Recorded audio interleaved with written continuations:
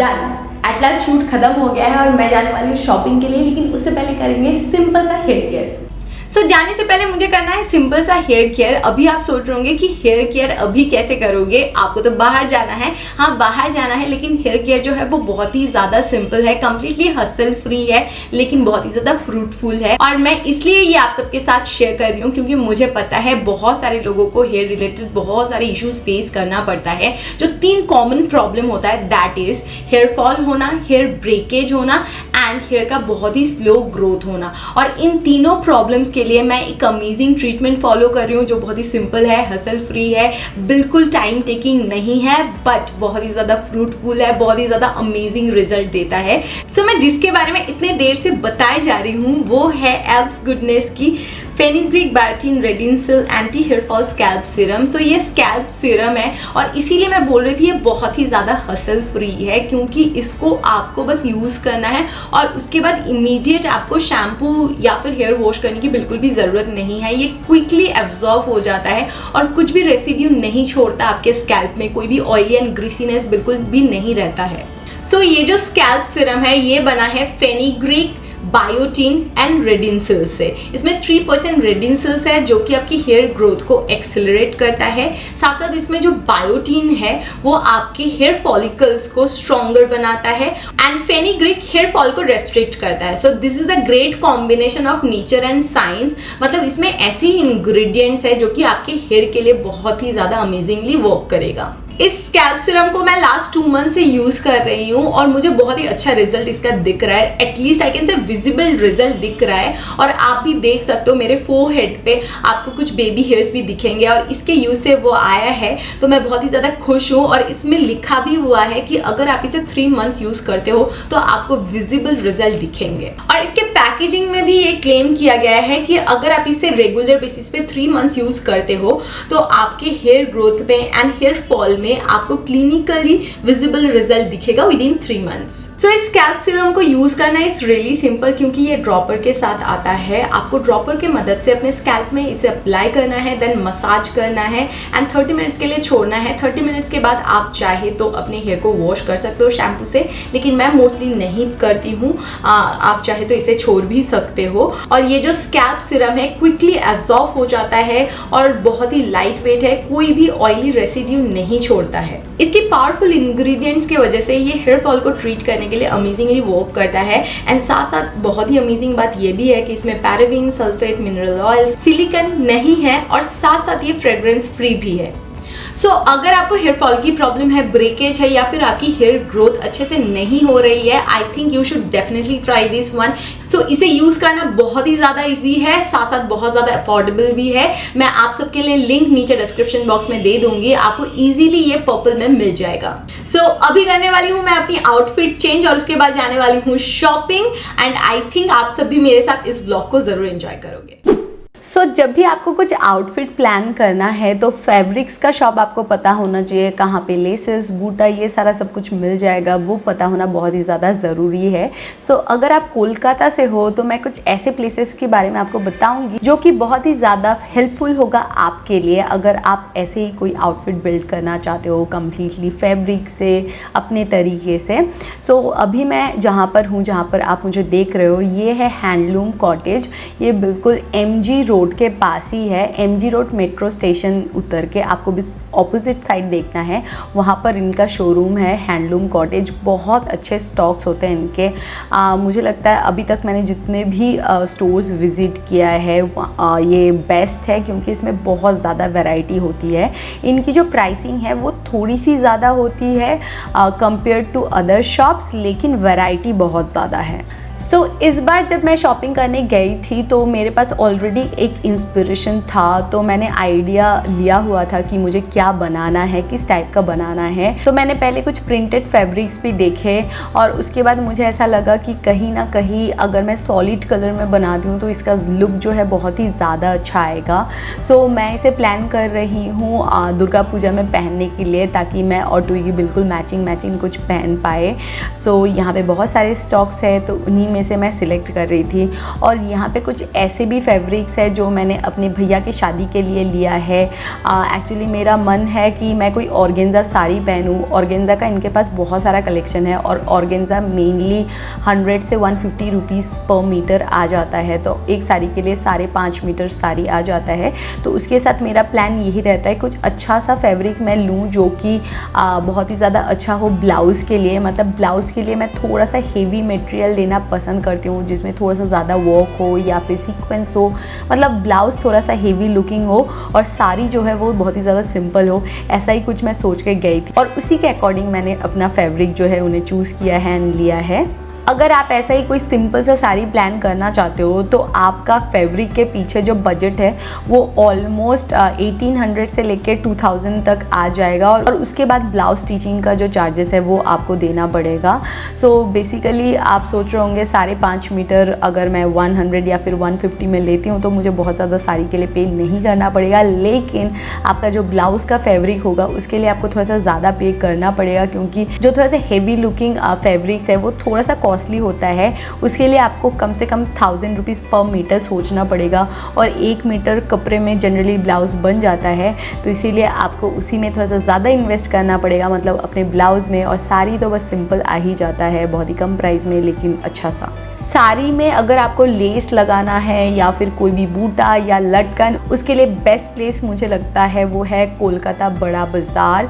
और बड़ी बाज़ार में एक एरिया है जिसका नाम है पोगिया पोट्टी। उसमें आपको बहुत सारे अच्छे बॉर्डर्स के शॉप्स मिल जाएंगे और उन सारे शॉप्स में से एक शॉप जो है मुझे बहुत ही ज़्यादा पसंद है। मुझे एग्जैक्टली शॉप का नाम नहीं पता है, लेकिन ये कम्प्लीटली प्रियो गोपाल बिशोई जो साड़ी का शॉप है उसके ऑपोजिट में है और यहाँ की कलेक्शन इज़ जस्ट वाओ। आप कभी भी इस प्लेस को विज़िट कर सकते हो अगर आपको कोई भी अच्छा सा बॉर्डर चाहिए। और यहाँ की जो रेंज है वो आपको 200, 150 से स्टार्ट हो जाएगी और बहुत ही एक्सपेंसिव भी मिल जाएगी। जैसे कि मैंने तो शॉपिंग तो हो गई है और मैंने क्या क्या शॉपिंग किया है वो मैं शेयर करती हूँ, लेकिन उससे पहले मैं आपको कुछ टिप्स शेयर करना चाहूँगी। अगर आप खुद के लिए कोई आउटफिट ऐसे स्क्रैच से ही बिल्ड करना चाहते हो तो जो पॉइंट मुझे लगता है बहुत ही ज़्यादा इंपॉर्टेंट है और मैं बचपन से इसे करती आ रही हूँ, तो उसमें मुझे कुछ डूज एंड डोंट्स पता है, वही मैं शेयर करने वाली हूँ। तो सबसे पहला जो डू है वो है इंस्पिरेशन लेना, लेकिन अपने माइंड सेट रखना कि मुझे बिल्कुल पक्का इसी का फैब्रिक, इसी का ही सारा कुछ, इसी सेम टाइप का बूटा, ये सब कुछ सेम नहीं मिलेगा। आपको बस इंस्पिरेशन को इंस्पिरेशन की तरह ही लेना है। आपको खुद की क्रिएटिविटी को यूज करना है ताकि आपका जो आउटफिट है वो इंस्पिरेशन की तरह दिखे। आपको डिटो कॉपी नहीं बनाना है, ये माइंडसेट बहुत ज़्यादा ज़रूरी है। अदरवाइज आप फैब्रिक के शॉप में जाके या फिर लेसेस, बूटा ये सब खरीदने के लिए जाओगे, लेकिन आपका हार्ट ब्रेक होगा क्योंकि सेम चीज़ें आपको नहीं मिलेगी। सेकेंड इंपॉर्टेंट थिंग इज जो भी इंस्पिरेशन आप ले रहे हो उसमें आपको थोड़ा सा ओपन माइंडेड रहना पड़ेगा कि उसके सिमिलर अगर मुझे कुछ मिलता है तो मैं ले लूँगी। इसके लिए बेस्ट है कि पिंटरेस्ट को चूज करना अपनी इंस्पिरेशन के लिए, क्योंकि पिंटरेस्ट में जब भी आप जाते हो जो भी चीज़ें आपको पसंद आती है, अगर आप नीचे की तरफ स्क्रॉल डाउन करते जाओगे तो आप देखोगे कि आपको उसी टाइप के बहुत सारे और भी डिफरेंट चीज़ें दिख रही है, जिससे आपका माइंड जो है वो थोड़ा सा ओपन अप हो जाएगा। आपको लगेगा कि ठीक है ये नहीं मिलेगा तो कम से कम मैं इस टाइप का कुछ बना सकती हूँ, इस तरीके से कर सकती हूँ। इससे भी आपको बहुत ज़्यादा हेल्प होगी। थर्ड थिंग इज फैब्रिक या फिर लेसेस। इस टाइप के शॉप में जाके कुछ चीज़ें इतना सुंदर दिखता है और हम बहुत ज़्यादा आउट ऑफ बजट हो जाता है, जो आपको बिल्कुल भी नहीं करना है। क्योंकि आउट ऑफ बजट होने के बाद अगर आपकी खुद की चीज़ जो है वो आप सोच रहे थे 3000, 4000, 5000 रुपये बनाओगे और वही अगर 10,000 का बन जाता है तो ज़्यादा कुछ फ़ायदा नहीं होता है। तो आपको आउट ऑफ बजट नहीं होना है। साथ साथ और एक चीज़ ध्यान रखना है, बहुत सारी चीज़ें बहुत ज़्यादा पसंद आ जाती है जो कि आपके उस आउटफिट के साथ जो आप इंस्पिरेशन लेके जा रहे हो उसके साथ मैच नहीं करता, बट फिर भी आप सोचते हो कि उस फैब्रिक को या फिर बॉर्डर को ले लेती हूँ, फिर मैं घर में जाके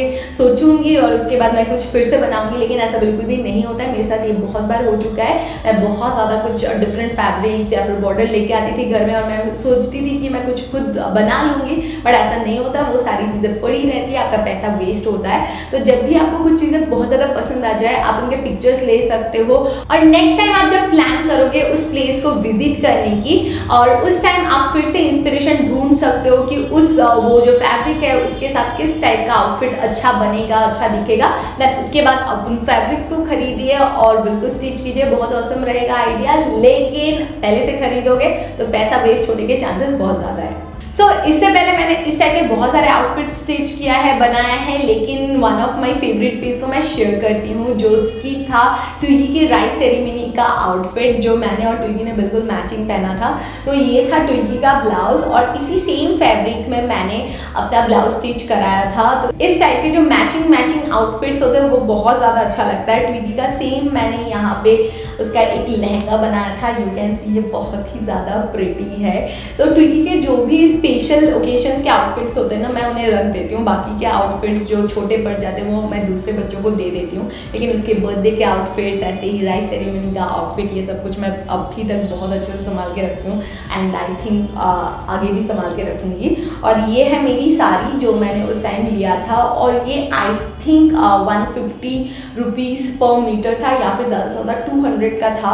और साड़ी बनाने के लिए आपको 5.5 मीटर कपड़ा चाहिए होता है। तो ये मैंने बिल्कुल कुछ भी बॉर्डर वगैरह कुछ नहीं लगाया था, क्योंकि ये साड़ी बहुत ज़्यादा सुंदर है, इसमें गोल्डन कलर का पूरा बूटा है, तो ये काफ़ी अच्छा लगेगा। और इस टाइप का फैब्रिक साड़ी के लिए भी अच्छा है और साथ साथ लहंगा वगैरह के लिए भी अच्छा है। और मैंने कोई भी बॉर्डर स्टिच नहीं किया था, उसका भी एक मेन रीज़न ये था कि ताकि मैं इस साड़ी को फिर से रीयूज़ कर सकूँ, रिसाइकिल कर सकूँ। मैंने सोचा है इसके साथ मैं फिर से एक लहंगा बनाऊंगी और उसके साथ ऊपर में पहनने के लिए कोई दूसरा फैब्रिक लूँगी जो कि ब्लाउज का होगा, और ट्विगी के लिए सेम मैचिंग उसी का ब्लाउज एंड लहंगा बना दूंगी, तो वो भी थोड़ा सा मैचिंग सा दिखेगा। तो इस तरीके से आप इन सारे फैब्रिक्स को रिसाइकिल भी कर सकते हो। नेक्स्ट है ये आउटफिट फ्रॉम स्क्रैच। ये कंप्लीटली एक साड़ी एंड ब्लाउज की कॉम्बिनेशन है, बहुत ही ज़्यादा प्रिटी है। इसे मैंने अपने एक फ्रेंड के शादी से पहले स्टिच किया था, तो ये बहुत ज़्यादा सुंदर है।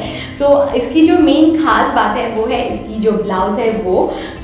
ये जो साड़ी है ये कंप्लीटली ऑर्गेन्जा साड़ी है, 5.5 मीटर आपको लगता है, साड़ी में ज़्यादा कुछ नहीं है। ऑर्गेन्जा साड़ी में मैंने सिर्फ बूटा लगवाया हुआ है इस टाइप का, और इस टाइप का बूटा जो है आप बहुत सारे जगह से स्टिच कर सकते हो, या फिर इसके ऊपर अगर आप थोड़ा सा एक सिंपल सा बॉर्डर लगाते हैं तो भी बहुत ज़्यादा अच्छा लगता है, मतलब मुझे अच्छा लगता।